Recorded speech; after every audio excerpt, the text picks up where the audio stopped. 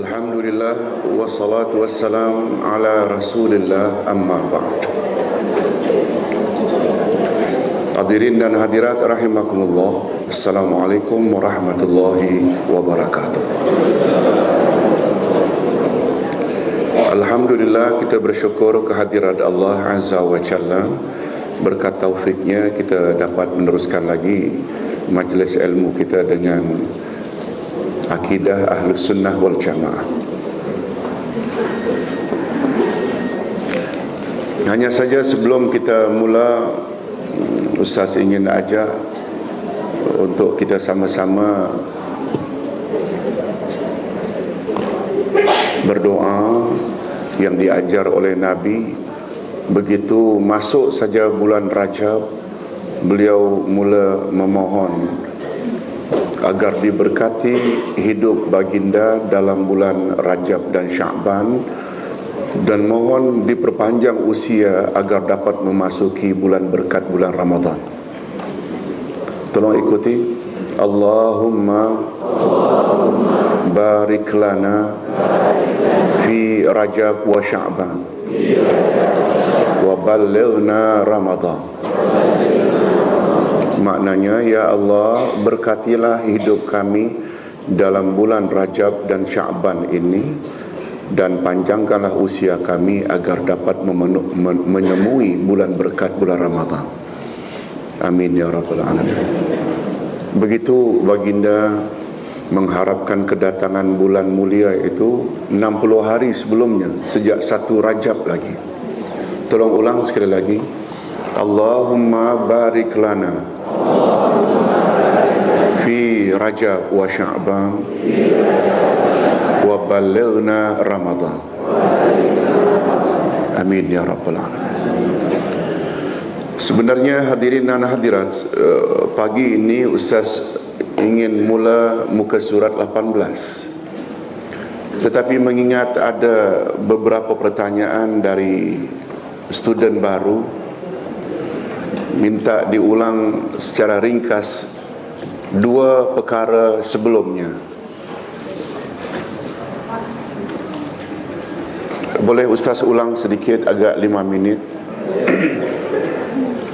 Pertama sekali, topik pembahasan buku ini sudah pun sebenarnya disebut pada buku 1 Akidah Ahlus Sunnah wal Jamaah, bahawa segala agama langit yang Allah turunkan untuk menjadi panduan umat manusia yang dibawa oleh para rasul, 2 saja, yaitu akidah dan syariat. Akidah dan syariat. Kedua-dua prinsip tersebut tersirat di dalam 2 kalimah syahadat. Syahadat pertama dipanggil syahadat akidah, syahadat kedua namanya syahadat syariat. Dan beza yang 2 ini, akidah adalah tetap tidak berubah, asyhadu an la ilaha illallah. Sedangkan syariat pula, cara beramal, masing-masing umat mesti ikut cara yang diajar oleh rasul masing-masing. Maka syahadat kedua berubah tak? Berubah. Umat Nuh, wa asyhadu anna Nuhan Rasulullah. Umat Ibrahim, wa asyhadu anna Ibrahim Rasulullah. Dan umat akhir zaman, wa asyhadu anna Muhammadar Rasulullah. Kemudian Ustaz hendak masuk perkara kedua, iaitu syarat amal diterima oleh Allah. Ada 3. Cuba lihat sejenak muka surat berapa? 8. Muka surat 8. Syarat-syarat amal yang makbul. Apa makna makbul? Diterima. Menurut Ahlus Sunnah wal Jamaah, amal diterima bila memenuhi 3 syarat. Pertama, pelakunya mesti beragama Islam. Yang kedua, dia mesti dalam melakukan amalan niatnya ikhlas. Dan yang ketiga, dia hendaklah ketika melakukan amalan ikut cara Rasulullah sallallahu alaihi wasallam. Barangkali banyak kita sudah faham, cuma untuk meraihkan permintaan student baru, izinkan Ustaz jelaskan sikit. Ustaz selalu bawa 3 syarat ini bila bercakap tentang falsafah azan. Hayya 'alas salah, marilah kita mengerjakan salat. Betul tak salat itu salah satu amal ibadat utama? Hayya 'alal falah, marilah kita menuju kejayaan. Maknanya salat yang boleh membawa kejayaan mesti memenuhi 3 syarat yang tersirat di dalam 3 ungkapan sebelum hayya 'alas salah. Apa ungkapan itu? Allahu Akbar lagi, asyhadu an la ilaha illallah lagi, wa asyhadu anna Muhammadar Rasulullah. Syarat pertama Muslim. Mengapa Ustaz diambil dari perkataan Allahu Akbar, sedangkan Allahu Akbar maknanya Allah Maha Besar? Timbul pertanyaan, siapa sebenarnya yang membesarkan Allah dalam pengertian yang sebenar? Muslim atau non-Muslim? Bila ditinjau dari sudut rububiyah, non-Muslim pun percaya siapa cipta langit, bumi, menurunkan hujan, menghidupkan, mematikan. Betul tak? Dari sudut tauhid asma wa sifat, iaitu meyakini Allah memiliki sifat yang sempurna, non-Muslim juga percaya Allah Maha Adil, Maha Penyayang, Maha Hidup, Maha Mengetahui, Maha Mendengar, Maha Melihat. Betul tak? Yang tak ada pada non-Muslim, yang hanya ada pada Muslim, apa dia? Tauhid. Apa makna tauhid uluhiyah? Berkeyakinan bahawa hanya Allah saja yang layak dan berhak disembah.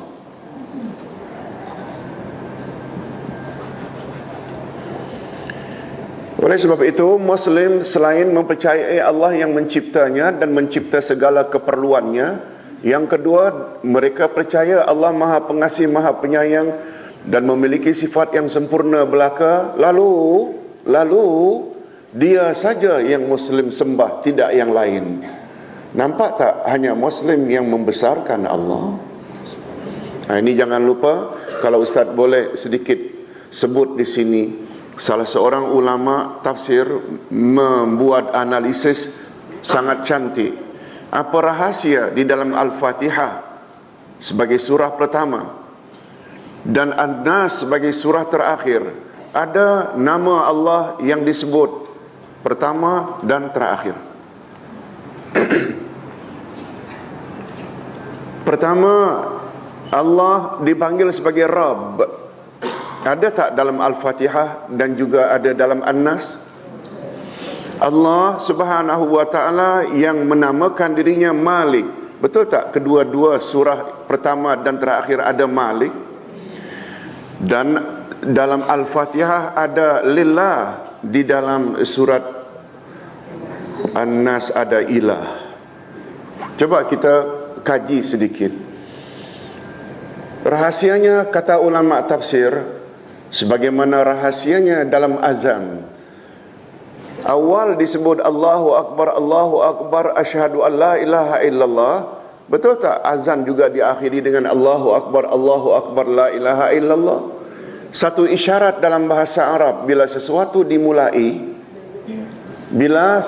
itu dimulai dengannya dan dia pula mengakhiri sesuatu itu, menunjukkan dia paling mustahab.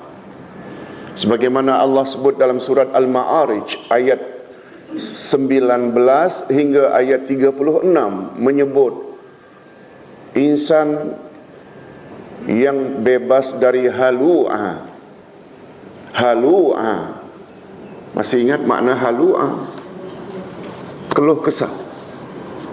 Bila didapat nikmat dia lupa Tuhan, bila dia dapat musibah dia panik dan menggelabah. Itu makna halu'ah.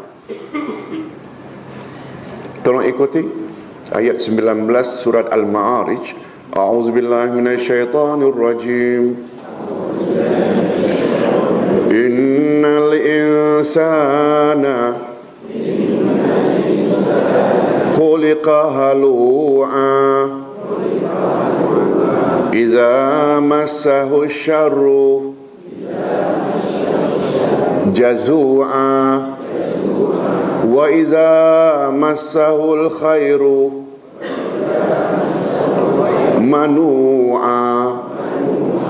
Sesungguhnya manusia dicipta Allah dalam keadaan halu'.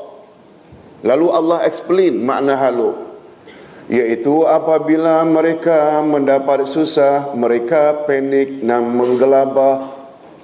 Dan apabila mereka dapat senang, mereka lupa pada Tuhan.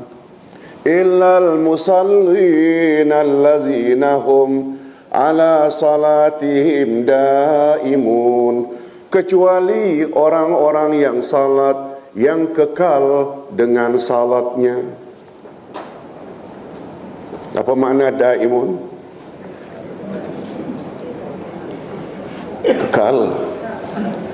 Daim maknanya kekal, walaupun tidak kekal dalam Kementerian Keuangan. Bahasa Arab daim maknanya kekal. Okey, ada 8 sifat orang yang boleh terhindar dari penyakit halu'ah. Pertama, mereka itu salat daimun, maknanya kekal. Dia tak pernah tinggal salat lah. 2, 3, 4, 5, 6, 7. Yang ke-8, wallazina hum ala salawatihim yuhafizun. Dan mereka senantiasa pelihara salat mereka. Di sini pula pelihara rukun, pelihara syarat, pelihara adab-adab salat. Dari 8 ini, pertama salat, terakhir salat. Dapat faham maksud Ustaz? Kaedah bahasa, bila sesuatu awalnya dia, akhirnya dia, pasti memberi isyarat dialah yang sangat penting dari satu sudut. Jadi hadirin dan hadirat rahimakumullah,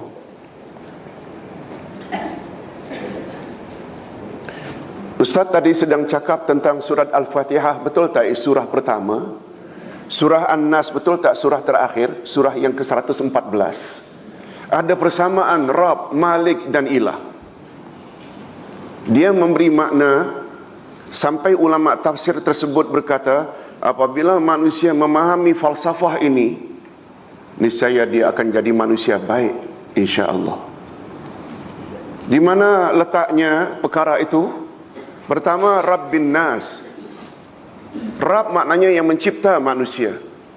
Betul tak semua kita percaya Allah yang cipta kita dan segala keperluan kita? Diikuti dengan Malikin Nas, Tuhan yang memiliki manusia. Sebab setiap penciptaan barulah sempurna bila apa yang dia cipta, dia miliki. Ada orang yang cipta karang buku, lalu orang lain yang memanfaatkan dengan cetak rompak. Sempurna tak pemilikannya? Dia mencipta, tapi orang lain yang memiliki. Betul tak? Kalaupun orang lain ingin memiliki, bayarlah royalti kah, atau belilah karyanya. Boleh tak? Maksud Ustaz, setiap penciptaan, betul tak, yang menciptalah yang paling layak untuk jadi owner, jadi pemilik.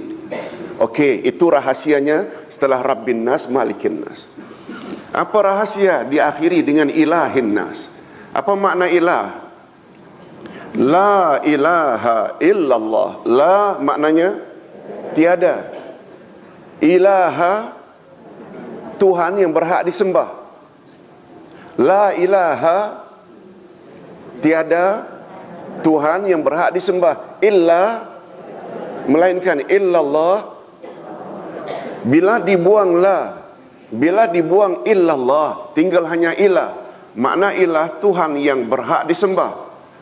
Oleh sebab itu, bila diikuti dengan an-nas, ilahin nas, Tuhan yang berhak disembah oleh manusia.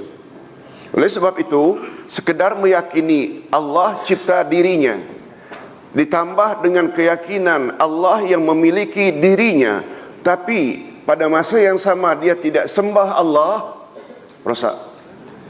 Betul tak itu hanya ada pada orang Islam? Boleh faham? Ha? Itu hanya ada pada orang Islam.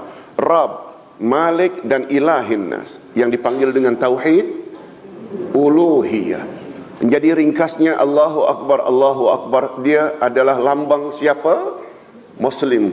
Jadi salat yang akan membawa kepada kejayaan dunia akhirat, mesti pelakunya Muslim, itu tersirat di dalam Allahu Akbar. Okey, Muslim yang salat tersebut,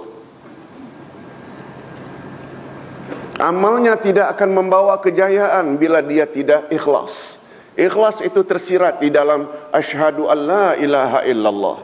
Hadirin jangan lupa, makna ikhlas yang sebenar sama dengan tauhid. Itu sebabnya la ilaha illallah dipanggil dengan kalimatul ikhlas. Selain daripada kalimatul ikhlas, dia juga dipanggil kalimatul tauhid. Oleh sebab itu, Muslim tersebut barulah ibadatnya, salatnya diterima oleh Allah dan selanjutnya membawa kejayaan. Muslim tersebut mesti memiliki tauhid yang murni, tak bercampur syirik. Okey, Ustaz tadi lupa tidak sebut, non-Muslim amalnya tak akan diterima oleh Allah berdasarkan ayat 85 surat Ali Imran. Tolong ikuti. Wa may yabtaghi ghairal islami dina falan yuqbala minhu wa huwa fil akhirah minal khasirin. Barang siapa yang mencari agama untuk dianutnya bukan agama Islam, sekali-kali tidak akan diterima agamanya itu, dan di akhirat nanti dia pasti termasuk orang-orang yang merugi. Betul tak Islam jadi syarat? Kemudian Muslim tersebut dalam melaksanakan amalan mesti ikhlas. Ikhlas dengan makna tauhid. Jadi Muslim, alhamdulillah, atau Muslimat, ikhlas lillah karena ada memiliki tauhid, tak bercampur dengan syirik. Jangankan syirik besar, syirik kecil pun tak boleh. Riak termasuk syirik besar ke kecil? Kecil. Dengan adanya riak pun amal tak diterima oleh Allah, apalagi syirik besar. Betul tak? Okey, tauhidnya elok, murni. Tapi sayangnya dia tidak ikut cara Nabi Muhammad sallallahu alaihi wasallam. Rupanya syarat agar salat boleh membawa kejayaan selain Muslim, ikhlas. Yang ketiga apa dia? Ikut cara Nabi Muhammad sallallahu alaihi wasallam. Itu isyarat di dalam wa asyhadu anna Muhammadar Rasulullah. Cuma apa yang ditanya tadi Ustaz, kata seorang ibu, kita bila berniat salat, kita mesti usalli fardhu zuhri 4 raka'atin lillahi ta'ala. Lalu puan tersebut, dia niat dalam hati dengan bahasa apa yang dia fahami. Boleh tak dengan bahasa apapun kita niat di dalam? Dengan bahasa Inggeris, dengan bahasa Melayu, dengan bahasa Cina, bahasa India, menyengajakan kita akan melakukan salat tertentu berapa rakaat, ikut imam ke atau sebagai imam, perlu tak? Lalu niat itu tak perlulah dibahasakan dalam bahasa Arab. Lalu ibu tersebut bertanya, ada yang suruh saya usalli dalam hati Ustaz, kalau tidak mau disebut. Itu salah. Ingat hadirin dan hadirat, tempat niat adalah mulut, lidah atau hati? Tolong ikuti kaedah ulama, maka nun niyah al-qalbu Apa makna makan niyah? Makan niat ke? Ada pula niat dimakan, Ustaz. Ya, bahasa Arab makan itu tempat. Makan niyah, tempat niat, al-qalbu adalah dalam hati. Dalam hati tentu saja kita niat dengan bahasa yang kita faham. Dan niat tak perlu dilafaz dengan lidah. Kecuali 2 amalan saja yang datang dari Nabi, yang Nabi lafazkan niatnya. Bila akan haji, ketika sampai di miqat, labbaik Allahumma hajjan, labbaik Allahumma labbaik, labbaik la syarika laka labbaik. Itu niat cara Nabi. Tak perlu nawaitul hajj. Bila niat untuk umrah, labbaik Allahumma umratan, labbaik Allahumma labbaik, labbaik la syarika laka labbaik, hingga akhir. Dalam hati menyengaja tidak buat umrah, dalam hati menyengaja untuk buat haji. Dah cukup. Ini bila esok puasa lalu habis tarawih, ramai-ramai nawaitu sauma ghadin an adai fardi, dibimbing oleh imam, tak payah. Dari mana datangnya? Mina mandi hadas besar, nawaitu rafa'al hadasil akbar. Bila ndak uduk, nawaitu rafa'al hadasil asghar. Yang namanya ikut Nabi, bila Nabi suruh buat, yang Nabi tak suruh tak buat. Ingat hadirin dan hadirat, sunnah Nabi terbagi 2. Tolong ikuti, sunnah fi'liyah, sunnah tarkiyah. Sunnah fi'liyah maknanya sunnah yang Nabi buat.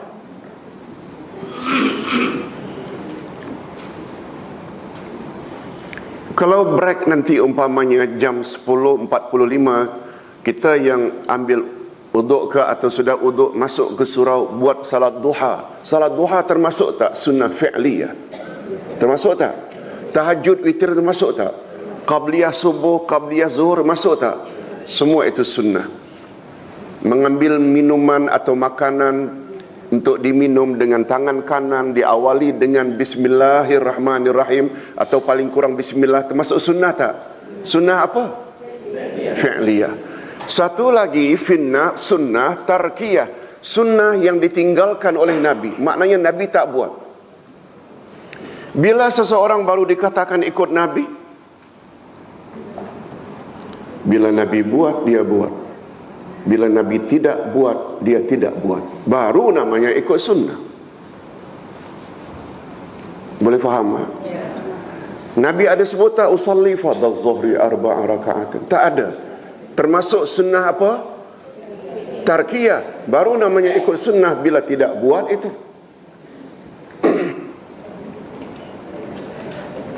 Boleh faham? Minta maaf, itu pengajian Ustaz. Mungkin ada setuju, ada tak setuju. Sebab Ustaz bimbang setengah orang dengan mendakwa kononnya penambahan itu membuat amalnya jadi lebih sempurna. Banyak tak yang mendakwa begitu? Ustaz punya pandangan terbalik. Karena Nabi ada sebut, man amila amalan laisa alaihi amruna fahuwa rad. Hadis sahih riwayat Imam Muslim. Siapa buat amalan yang aku tidak buat, yang kami tak buat, ditolak amalnya. Ustaz punya pandangan penambahan membuat amalan terdedah dengan penolakan, sedangkan yang suka buat bid'ah, penambahan-penambahan mendakwa, kononnya penambahan membuat amal jadi lebih sempurna. Beza tak? Prinsip. Ini prinsip. Boleh, kalau boleh buat exactly macam cara Rasul. Kalau tak dapat buat, dekat-dekat cara Rasul, bukan dengan menambah, membuat amalan kita menjadi lebih sempurna. Okey, jadi itu penambahan yang Ustaz kira sangat mustahab. Hadirin dan hadirat, betul tak semua kita menginginkan agar amal kita diterima oleh Allah? Betul tak? Oleh sebab itu jangan salah konsep. Okey, Sila lihat muka surat 18. Al-Quran dan Al-Hadis sebagai sumber akidah. Kita tadi dah sebut dah. Segala, yang pertama sekali, agama ada dua. Agama ada dua. Ada namanya agama langit dan ada namanya agama bumi. Hadirin dan hadirat, boleh tak kalau Ustaz katakan atau kategori semua agama yang dibawa oleh para rasul adalah agama langit? Apa sebab? Sebab semua mereka dapat ketentuan dari Allah yang maha tinggi melalui wahyu. Segala agama yang direka-reka oleh manusia adalah agama bumi. Termasuk tak musyrikin penyembah berhala? Termasuk tak kalau hari ini Hindu, Buddha, Majusi penyembah api? Semua itu adalah agama bumi. Nah, tadi Ustaz ada sebut pada mula-mula agama langit, prinsip yang dibawa dua sahaja. Apa dia? Pertama, yang tak berubah-ubah. Yang kedua, berubah-ubah. Pertama, akidah. Yang kedua, syariat. Nah, sekarang kita hendak tengok akidah ini mesti diambil dari sumber mana? Ini yang Ustaz kata. Al-Quran dan Al-Hadis adalah sumber akidah. Nanti selesai ini, kita berpindah pula. Al-Quran dan Al-Hadis sumber syariat. Kita tengok. Yang pertama, Nabi Muhammad sallallahu alaihi wasallam. Ustaz ada buktikan di sini 6 bukti bahawa akidah mestilah diambil dari Al-Quran dan Al-Hadis. Pertama, Nabi Muhammad sallallahu alaihi wasallam diutus oleh Allah Subhanahu wa taala pada zaman di mana akidah umatnya telah sangat jauh menyimpang daripada tuntutan iman yang hakiki. Ini bukan saja terbatas di kalangan orang-orang musyrikin Makkah, tetapi juga melanda ahli-ahli kitab di kalangan Yahudi dan Nasrani. Setuju tak kalau Ustaz katakan dengan istilah tercemarnya akidah bukan hanya terbatas pada agama bumi, tapi juga agama yang asalnya dari langit? Boleh tak? Yes, Yahudi Nasrani agama langit, musyrikin penyembah berhala agama bumi. Tercemar. Demikian juga orang-orang Parsi, iaitu Iran sekarang, Hindu dan Yunani, dengan pahaman dan falsafah masing-masing. Ketika Nabi Muhammad sallallahu alaihi wasallam diutus, memang rosak. Akidah rosak.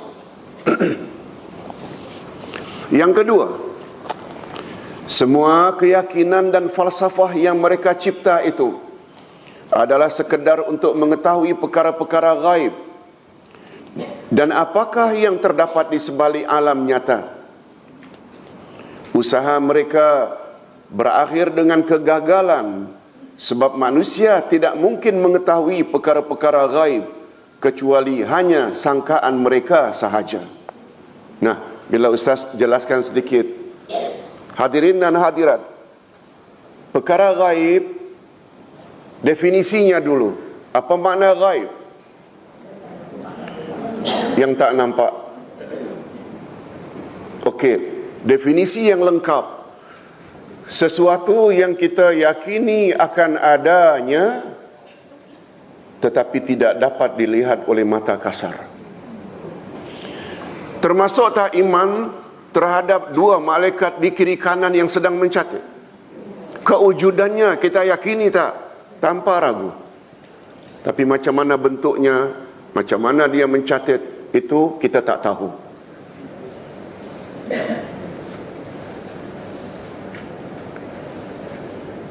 Perkara gaib. Ingat hadirin dan hadirat, dalam Quran yang Allah katakan panduan sebagai panduan orang-orang yang bertakwa. Orang bertakwa Allah sebut pertama-tama sifat mereka adalah mendirikan salat ke, keluarkan zakat atau iman kepada yang gaib. Alladzina yu'minuna bil ghaib. Itu nomor 1. Boleh tak kalau Ustaz katakan bahawa untuk jadi insan yang bertakwa, iman terhadap ghaib perlu dibetulkan dahulu. Nah, dari mana sepatutnya perkara ghaib kita reference kita, akal ke atau kalamullah dan kalamur Rasul? Sebab tidak ada yang tahu pada asalnya perkara ghaib kecuali hanya Allah. Tolong ikuti, Allah berfirman dalam surat Al-Hadid, Qul la ya'lamu man fis samawati wal ardil ghaiba illallah. Katakan, hai Muhammad, tak seorang pun penghuni langit, tak seorang pun penghuni bumi tahu akan perkara ghaib illallah, kecuali Allah. Jelas dari ayat itu bahawa yang tahu perkara ghaib hanya Allah. Namun demikian, kata ulama akidah, ghaib terbagi dua. Masih ingat? Ghaib yang hanya Allah saja yang tahu. Dan yang kedua, ada beberapa perkara ghaib yang Allah boleh beritahu kepada insan-insan tertentu melalui wahyu. Ghaib pertama yang hanya Allah saja yang tahu, tak ada yang tahu walau malaikat dan nabi dan rasul. Namanya ghaib hakiki. Apa makna hakiki? Yang sebenar-benar ghaib. Apa contohnya? Bila akan terjadi kiamat. Ghaib idhafi, iaitu ghaib tambahan maknanya, iaitu beberapa perkara ghaib yang diketahui oleh sesetengah rasul karena mereka dapat wahyu dari ilahi.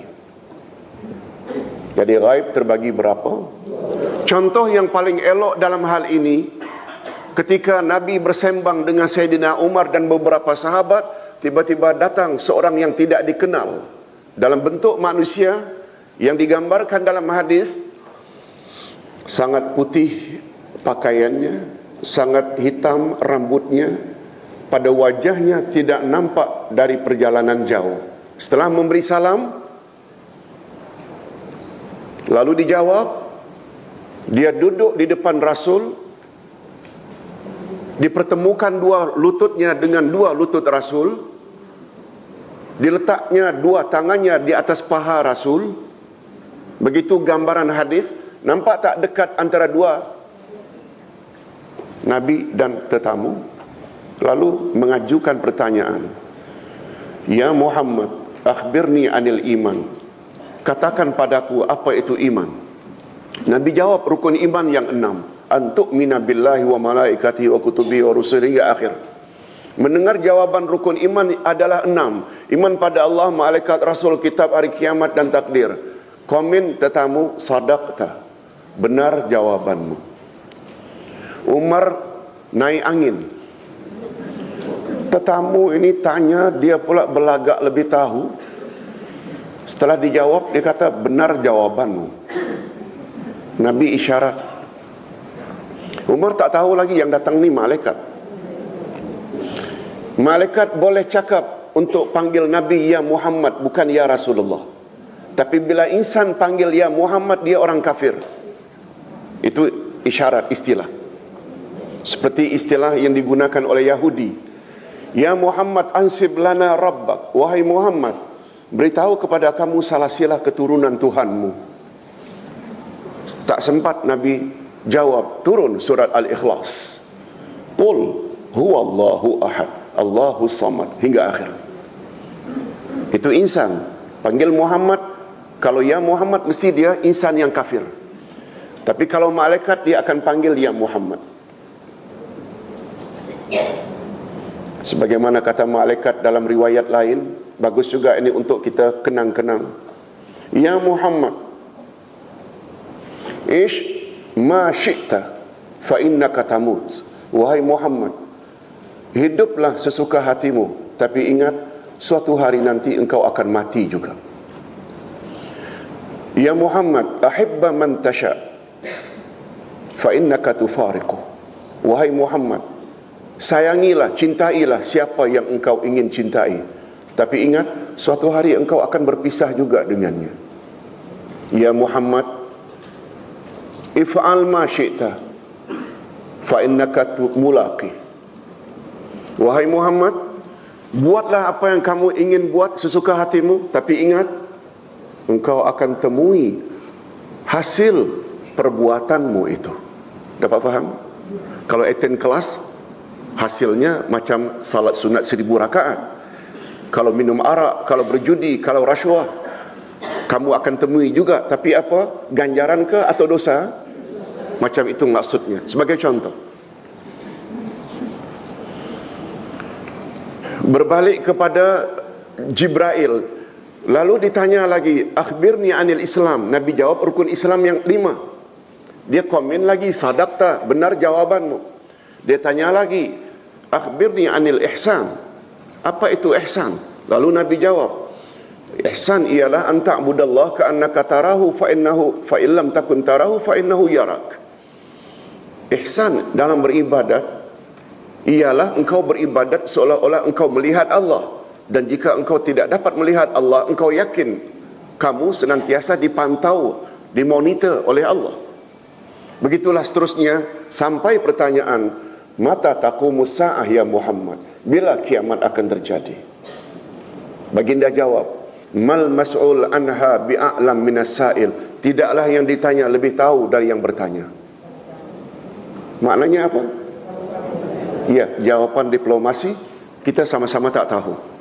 Tapi ketika Nabi diajukan pertanyaan, wa ma hiya amaratus sa'ah, apa dia tanda-tanda dekat kiamat? Nabi boleh jawab tak? Satu jawaban Nabi. Hadisnya panjang. Nah, bila kita bagi perkara gaib tadi, tentang hari kiamat termasuk gaib apa? Itu sebabnya Nabi tak tahu, malaikat pun tak tahu. Tapi bila ditanya apa tanda-tanda dekat kiamat, Nabi boleh jawab, itu termasuk gaib idhafi. Allah beritahu, betul tak? Di antara tanda-tanda kiamat, orang yang dulunya pengembala miskin, jalan di padang pasir pun tanpa selipar, kelak akan jadi manusia kaya yang punya rumah tinggi pencakar langit. 15 abad yang lalu Nabi dah sebut. Ketika itu keadaan Qatar, Dubai, Kuwait, Jeddah, Riyadh tak macam hari ini. Betul tak? Itu termasuk gaib apa? Idhafi. Gaib terbagi berapa? 2. Pertama gaib hakiki, yang kedua gaib idhafi. Baik, yang ketiga, Allah Subhanahu wa taala mengutus Nabi Muhammad sallallahu alaihi wasallam untuk membimbing mereka yang sedang dalam kesesatan dan tidak tahu jalan mana yang mesti ditempuh untuk menuju Tuhan pencipta mereka, untuk mengajar mereka tentang apakah hikmah mereka itu diciptanya dan kemana berakhirnya kehidupan ini, dan selanjutnya memberi panduan pada mereka manakah jalan yang diridai oleh Allah. Maknanya untuk memiliki akidah perlu tak bimbingan Allah dan bimbingan Rasul? Perlu tak? Itu maksudnya.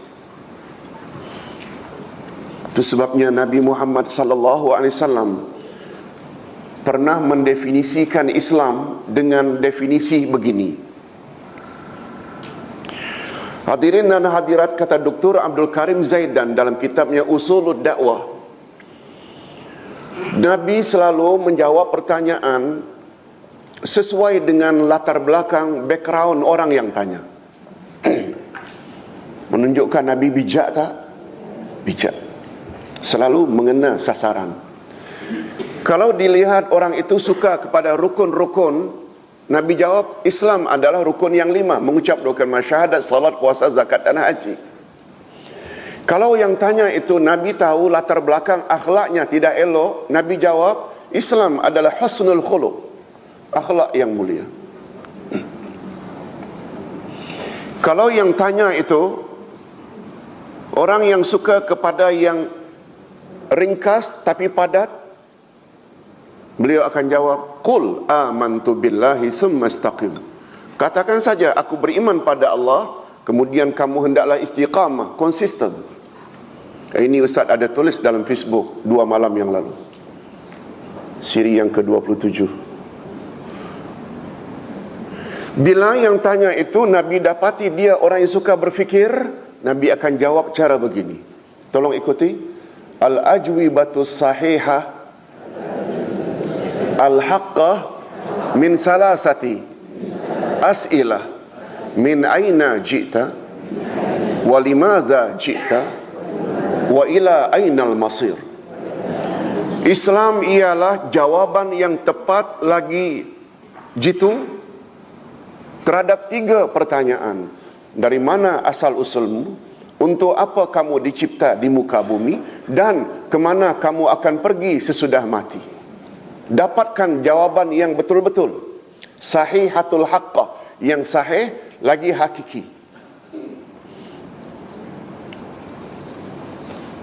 Hadirin dan hadirat, setuju tak kalau Ustaz katakan ketiga-tiga pertanyaan itu menyangkut perkara ghaib? Kita tak tahu. Kita dibuat daripada apa pada asalnya. Kita juga tidak tahu secara pasti apa matlamat kita dicipta Tuhan. Lebih-lebih lagi, bila mati kemana kita pergi? Lagi tak tahu. Sebab orang mati tak pernah balik beritahu kemana pergi. Oleh sebab itu terhadap pertanyaan, dari mana asal usulmu? Lalu dijawab oleh Darwin, dari kera. Setuju ke? Nah, Allah sebut dalam Al-Quran, Nabi sebut dalam hadis, kullukum min Adam wa Adam min turab. Kamu berasal dari Adam, Adam dicipta dari tanah. Quran menyebut banyak. Untuk apa kamu hidup? Untuk enjoy ke? Untuk berseronok ke? Untuk makan ke? Oh, kalau itu jawabannya tak banyak beza dengan kerbau, kambing. Allah beritahu dalam Quran Az-Zariyat 56, "Wa ma khalaqtul jinna wal insa illa liya'budun." Aku tidak jadikan jin dan manusia melainkan agar mereka beribadat padaku. Betul tak itu jawaban yang tepat? Apalagi terhadap pertanyaan terakhir, kemana kamu akan pergi setelah mati? Itulah dia ucapan kita bila mendengar orang mati. Inna lillahi wa inna. Kita semua milik Allah dan kepada Allah kita semua akan balik. Semua ini tak boleh dijawab dengan akal, dengan falsafah. Dia mesti dijawab oleh Allah dalam Quran atau diberitahu oleh Rasulullah sallallahu alaihi wasallam. Itu sebabnya akidah referensinya mesti Quran dan Sunnah. Betul tak? Tak boleh. Berapa banyak umat Islam yang belajar di overseas terpengaruh dengan teori evolusi Darwin. Itu sebabnya seorang ulama dari Perth, Australia pernah komen, tujuan Darwin mengatakan manusia berasal dari monyet tidak lain tidak bukan karena Darwin ingin memutuskan hubungan insan dengan wahyu ilahi. Karena surat Al-Hajj ayat 5 begitu clear menyebut, tolong ikuti. Ya ayuhan nas in kuntum fi raib minal ba'th fa inna khalaqnakum min turab summa min nutfah summa min alaqah summa min mudghah mukhallaqatin wa ghairi mukhallaqah wa nuqirru fil arhami ma nasha thumma nukhrijukum tifla. Ustaz, terjemahkan saja, ayatnya panjang. Hei sekalian manusia, sekiranya kamu masih ragu-ragu akan adanya hari berbangkit, ketahuilah olehmu bahwa manusia pertama aku jadikan dari tanah, kemudian salasilah keturunannya aku jadikan dari nutfah, sperma, mani, kemudian berubah menjadi segumpal darah, kemudian berubah lagi menjadi seketul daging. Kami letakkan janin itu dalam rahim ibumu menurut jangka masa waktu yang telah kami tetapkan. Kemudian kami keluarkan janin itu dalam bentuk baby. Betul tak begitu jelas dan clear? Allah yang Maha Pencipta explain dari mana asal-usul kita. Mana ada ayat menyebut dari kera? Yang ada kera, Allah sebut tentang Yahudi Darwin. kunu qiradatan khasiin, jadilah kamu kera yang hina. Lihat tu dia balik, kita pula jadi kera. Allahu Akbar. Itu sebabnya maklumat dalam Quran perlu kita tahu tak? Yes, bagi hamba Allah perlu. Dia macam manual yang Allah turun untuk kita jadikan panduan dalam hidup. Bapak-bapak dan ibu-ibu yang dihormati sekalian, yang keempat, ini yang Ustaz katakan, walaupun terdapat beberapa pengulangan, kita ulang balik perlu tak? Ustaz kira mustahak diulang balik, sebab dia merupakan keringkasan dari 3 kitab akidah terdahulu. Yang keempat, Nabi Muhammad sallallahu alaihi wasallam mengemukakan dalil-dalil yang kokoh lagi sempurna bahawa baginda adalah benar-benar utusan Allah Subhanahu wa taala yang menerima wahyu dari langit. Baginda menyampaikan kepada umat sambil berkata, ini adalah kalamullah, yaitu kata-kata Allah. Aku bacakan kepada kamu, dan sekiranya kamu tidak membenarkan aku, cobalah kamu bawa kepadaku satu surah yang serupa dengannya. Ada tak cabaran ini dalam surat Al-Baqarah? Fa'tu bisuratim min mithli wad'u syuhada'akum min dunillahi in kuntum sadiqin. Bawalah satu surah sahaja yang semisal dengan Quran jika dakwaanmu benar. Nabi cabar, tapi ternyata cabaran Nabi mereka boleh jawab tak? Tak berhasil. Mereka cuba nak buat surah yang Ustaz pernah baca, surat Al-Fil. Al-Fil wa mal fil wa ma adraka mal fil. Memanglah bersajak juga il. Tapi maknanya gajah. Apa itu gajah? Tahukah kamu apa itu gajah? Gajah ialah binatang yang besar, kakinya bagaikan batang korma, telinganya bagaikan niru, dan belalainya bagaikan ular. Apa maknanya? Beza tak? Ara'aital ladzi yukadzibu, alam tara kaifa fa'ala rabbuka bi ashabil fil, alam yaj'al kaidahum fi tadlil wa arsala alaihim tayran ababil. Betul tak di dalamnya ada latar belakang sejarah tentang tentera bergajah? Jauh.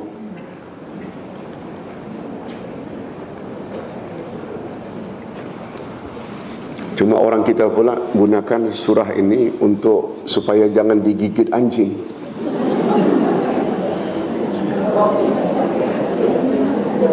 Kata kalau dikejar anjing baca ayat alam tara kaifa fa'ala rabb, kemudian Rabb, jangan sampai Rabb buka, dia akan buka.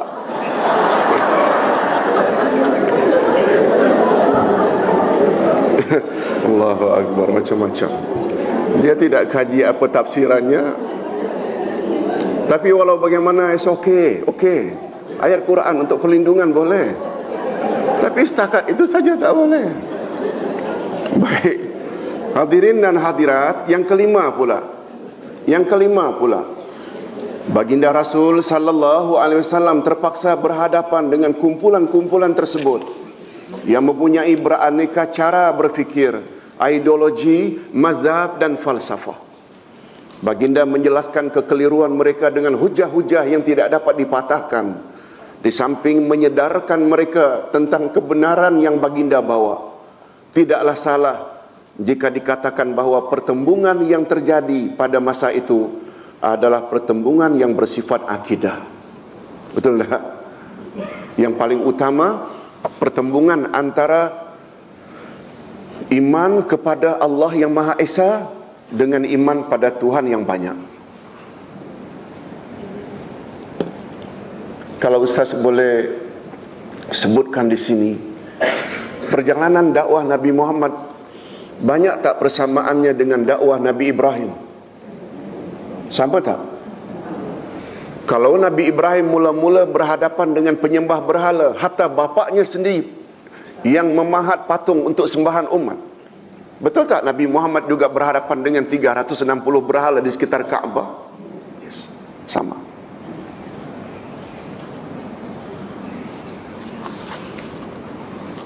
Jadi masalah yang mereka hadapi pertama-tama sekali tentang masalah akidah. Yang keenam, terakhir, pertembungan tersebut pada asalnya bertumpu kepada dua prinsip utama yang kemudian berpecah kepada banyak cabang-cabangnya. Nah, apa dia dua prinsip pertama itu? Prinsip utama itu apa dia? Ini dia. Prinsip pertama ialah mentauhidkan Allah yang Maha Esa, yang mengandung makna bahawa dialah Tuhan yang Maha Pencipta dan dialah yang berhak disembah, dan tidak ada yang menyekutunya dalam sifat-sifatnya, asma wa sifat, perbuatan-perbuatannya, rububiyah, kesempurnaannya dan kesuciannya dari segala sifat yang tidak layak baginya. Ini krisis yang pertama. Padahal itu adalah prinsip agama langit, yaitu mentauhidkan Allah, bahawa yang berhak disembah hanya Allah. Macam Ustaz sebutkan tadi, tak cukup sekedar meyakini Allah mencipta kita, Rabbin Nas, tapi kita juga mesti ikuti dengan keyakinan kita ini semua adalah milik siapa? Milik Allah. Itu sebabnya bila kita frust, bila kita tension, boleh tak bunuh diri dengan minum racun? Boleh tak gantung diri? Boleh tak terjun dari tingkat 13? Tak boleh. Sebab diri ini bukan milik kita, dia milik Allah. Jangan malah bapa-bapa, kalau ustaz katakan isteri pun bukan milik isteri, suami. Isteri bukan milik suami. Dengan kata lain, bukan hak milik, dia hanya sekedar hak pakai.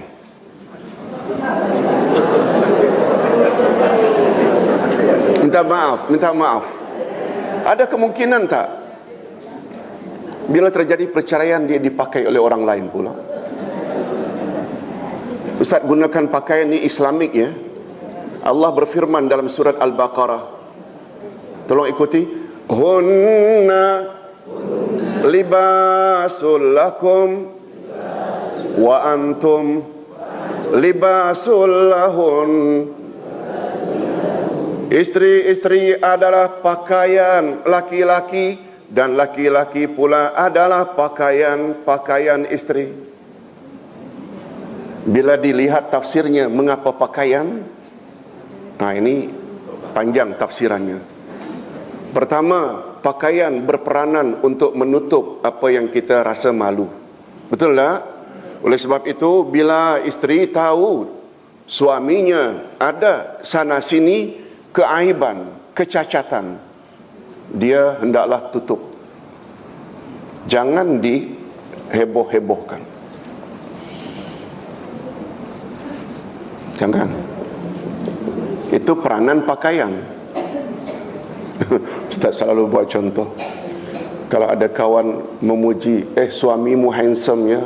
Oh, alah handsome pada kumisnya saja. Awak tak tahu kakinya sebelah besar sebelah kecil. Orang lain tak nampak kerana pakai seluar. Isteri tahu. Isteri heboh-hebohkan pula. Itu bukan pakaian. Isteri awak cantik ya. Alah, cantik pada wajah saja, dia banyak kurap.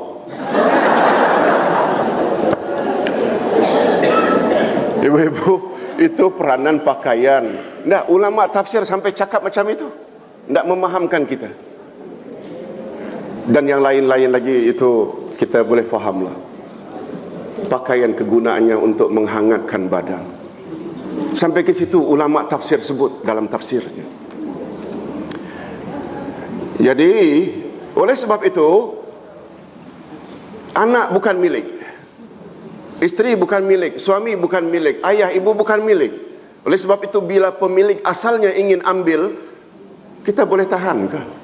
Kita hanya akan kata inna lillah wa inna. Lihat tu akidah. Di dalam semua zikir itu ada akidah. Hadirin dan hadirat rahimakumullah.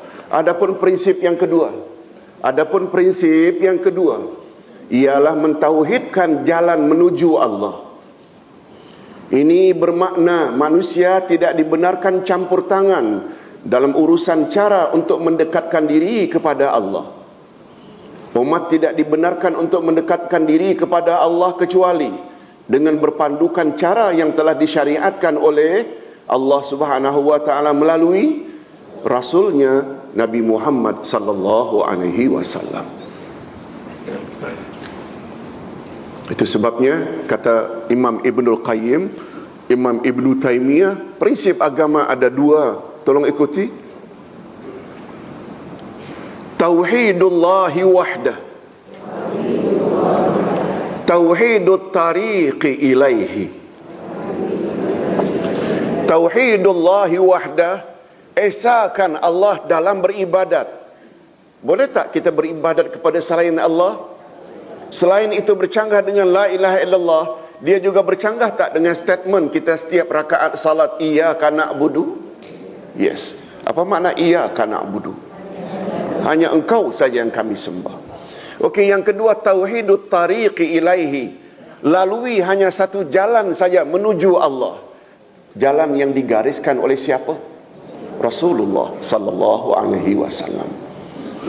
Itu sebabnya ustaz tadi ada kata ada sunnah fi'liyah, ada sunnah tarkiyah. Yang Nabi buat, yang Nabi tidak buat, tinggalkan. Itu baru namanya sunnah Nabi sallallahu alaihi wasallam. Barangkali inilah rahasianya kandungan dua kalimah syahadat. Syahadat pertama mengandung prinsip pertama, iaitu penyaksian kita bahawa hanya Allah yang berhak disembah dan tidak boleh disekutukan dengan sesiapa pun atau apapun jua. Sedangkan syahadat kedua pula mengandung prinsip yang kedua, iaitu penyaksian kita bahawa kita hendaklah beribadat dan mendekatkan diri kepada Allah melalui cara yang telah ditetapkan oleh Rasulullah sallallahu alaihi wasallam.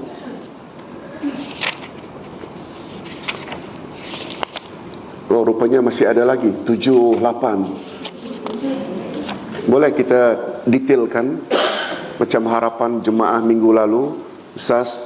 Mudah-mudahan dia berguna bila kita detailkan. Betul tak, Pak? Apalagi kita lihat, Ustaz perasan ada banyak pelajar-pelajar baru. Ini prinsip sangat. Nah, yang ketujuh, mengapa dalam hal akidah kita mesti refer pada kalamullah dan kalamur Rasul? Yang ketujuh, kedua-dua prinsip utama yang disebarkan oleh Rasulullah sallallahu alaihi wasallam itu mendapat tentangan hebat dari semua pihak.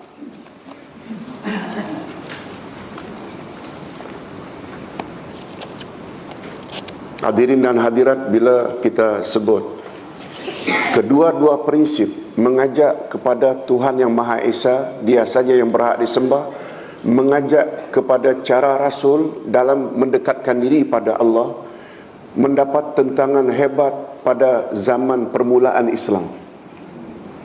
Setuju tak kalau Ustaz katakan penentangan hebat juga akan berlaku pada akhir zaman? Setuju tak? Berdasarkan hadis Nabi, tolong ikuti. Budi al-Islamu ghariban wa sayaudu ghariban fatuba lil ghuraba. Islam mula-mula muncul dianggap pelik, dan pada akhir zaman nanti dia akan kembali dianggap pelik, dagang, asing, ganjil. Fatuba lil ghuraba. Beruntung dan berbahagialah orang yang ketika itu dianggap ganjil. Sahabat bertanya, manil ghuraba ya Rasulullah? Siapakah orang-orang yang dianggap ganjil tapi beruntung? Nabi jawab, alladzina yuslihuna fi fasadin nas, yaitu orang yang kuat jaga identiti keislamannya di saat sekelilingnya sedang buat perkara-perkara tak senonoh. Betul tak?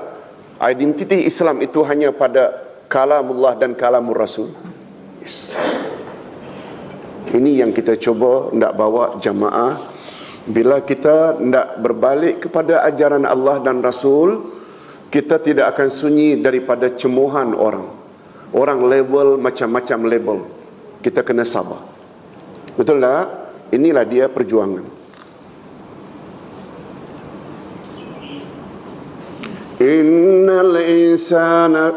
Inna khalaqnal insana fi kabad. Kebetulan semalam Ustaz tafsirkan di suatu tempat surat Al-Balad. Apa makna? Sesungguhnya kami jadikan manusia dalam keadaan bersusah payah. Apa maknanya? Allah cipta manusia susah ke? Atau maknanya Allah cipta manusia memang di dunia ini mereka mesti susah payah? Itu maksudnya. Yang pertama ke yang kedua? Yang kedua, Allah tak pernah susah buat apa saja. Betul tak? Inna khalaqnal insana fi kabad. Kemudian sesungguhnya kami jadikan manusia dalam keadaan mereka itu semula jadi adalah susah payah. Jadi manusia hidup ini tak boleh enjoy. Untuk mencari kebenaran, kita perlu bersusah payah tak? Lihat tu terpaksa mendaki bukit tinggi. Ada tangga pula sekian. Susah payah. Bukan enjoy, senang tak? Kabad maknanya dalam keadaan struggle. Kita struggle. Kita berjuang. Okey. Siapa Ustaz penentang Nabi? Ini dia. Orang-orang musyrikin Arab berkata sebagaimana yang dikhabarkan oleh Allah dalam Al-Quran. Tolong ikuti. Menunjukkan bahawa orang Arab musyrikin sangat menentang Rasul. Aja'alal alihata ilaha wahida.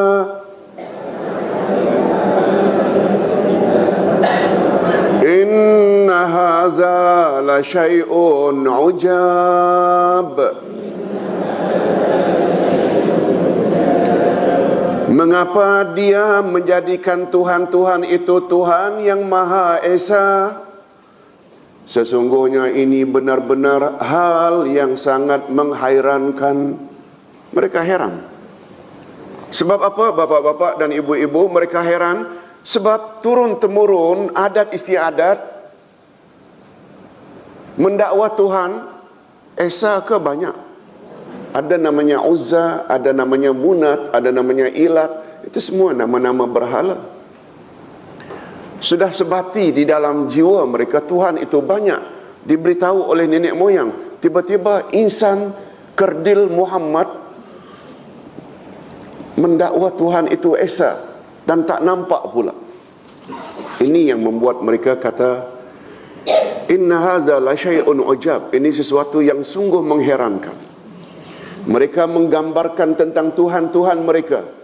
Nah, menurut keyakinan mereka, Tuhan mereka macam mana? Allah juga cerita. Tolong ikuti.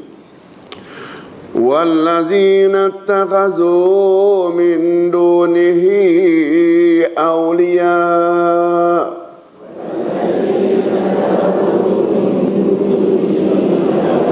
Ma na'buduhum illa liyuqarribuna ila Allahi zulfa.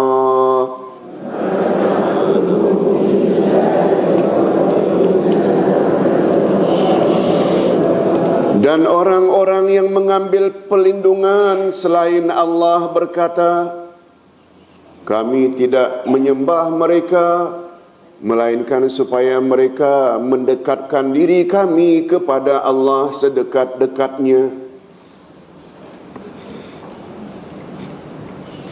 Hadirin dan hadirat, masih ingat tak? Berhala-berhala yang mereka sembah itu sebenarnya adalah gambaran apa? Orang-orang alim, orang-orang saleh mereka. Itu sebabnya dipanggil Uzza. Asalnya nama orang alim bernama Aziz. Muna asalnya orang alim, orang saleh bernama Mannan. Ilat atau Lata berasal daripada orang alim bernama Ilah.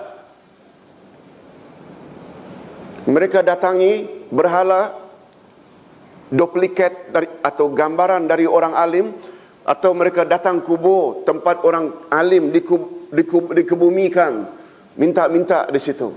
Ketika dilarang oleh Nabi, jangan kamu sembah kubur, jangan kamu sembah berhala, mereka jawab, kami tidak menyembah wahai Muhammad.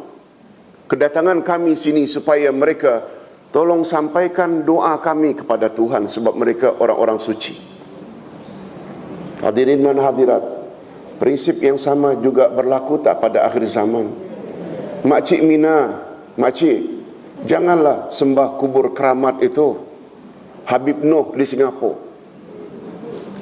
atau dulu di Pulau Besar di Melaka, atau kubur-kubur keramat. Apa makcik Minah jawab? Jangan salah faham Ustaz, makcik bukan sembah. Cuma makcik doa di sana agar kabul, sebab yang terkubur di sana adalah orang-orang saleh. Sama tak makcik Minah dengan orang-orang dahulu? Sama prinsipnya. Sama. Tapi mana berani hari ini orang alim kata makcik Minah dah buat syirik? Nah, prinsipnya sama tak? Macam mana dulu aneh, hari ini juga aneh macam itu. Kita tidak boleh anggap satu kuburan itu ada power. Rasulullah sallallahu alaihi wasallam pernah ditanya oleh sahabat, "Ya Rasulullah, niat saya kabul, saya tidak bayar nazar karena nazar saya makbul."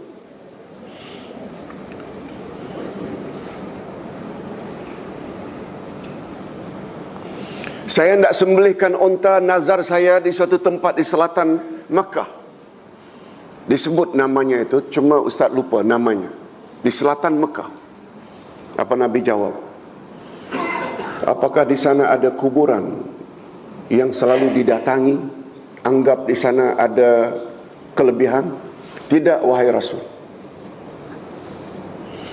Apakah di sana selalu dikunjungi karena ada anggapan di sana tempat yang kabul bila berdoa atau beribadah?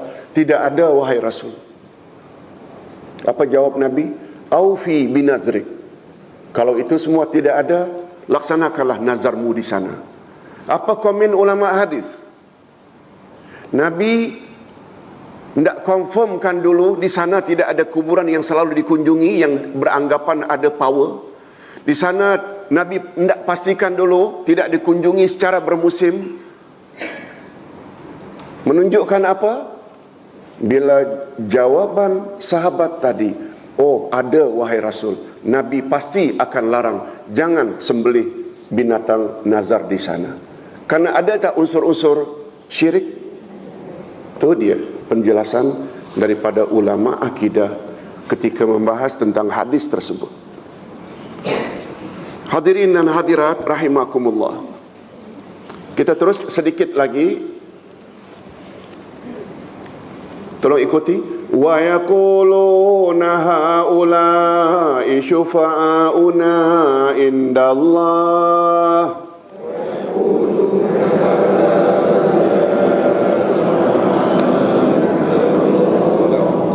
Mereka berkata, yakni orang-orang musyrik Mekah, mereka itu adalah pemberi syafaat kepada kami di sisi Allah.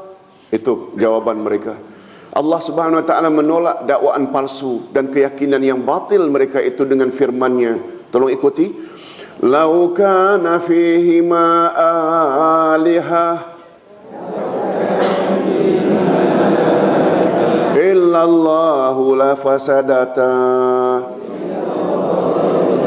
Sekiranya ada di langit dan di bumi Tuhan-Tuhan selain Allah, tentulah keduanya itu telah rosak binasa. Apa makna kedua itu? Langit dan bumi akan rosak. Sebab banyak kaptennya. Kalau bahtera dibawa kaptennya banyak, satu tidak ke kiri, satu tidak ke kanan, akan rosaklah langit dan bumi. Qul lillahi syafa'atu jami'a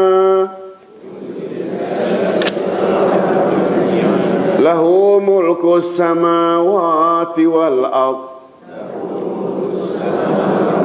summa ilaihi turja'un. Katakanlah hanya kepunyaan Allah, syafaat itu semuanya kepunyaannya kerajaan langit dan bumi, kemudian kepadanya kamu dikembalikan. Ayat di atas adalah bantahan daripada Allah ke atas penyelewengan prinsip-prinsip pertama yang berhubungan dengan masalah akidah. Berikut ialah bantahan Allah pula ke atas penyelewengan prinsip yang kedua yang berhubungan dengan syariat dan peraturan dalam beramal. Tolong ikuti ayat terakhir untuk pagi ini. Am lahum syuraka'u syara'u lahum minad din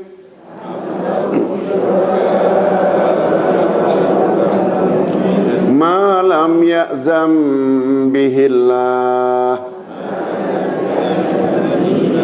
Apakah mereka mempunyai sembahan-sembahan selain Allah yang telah mensyariatkan agama bagi mereka sesuatu yang tidak diizinkan oleh Allah? Boleh tak kita katakan segala yang diajar oleh Nabi, cara bagaimana beribadat, semuanya adalah atas izin Allah? Yes. Oleh sebab itu yang Nabi tidak ajar, maknanya Allah tak izin. Hadirin dan hadirat, kita rehat dulu agak 15 minit. Kita sambung nanti dengan kelas tafsir. Assalamualaikum warahmatullahi wabarakatuh.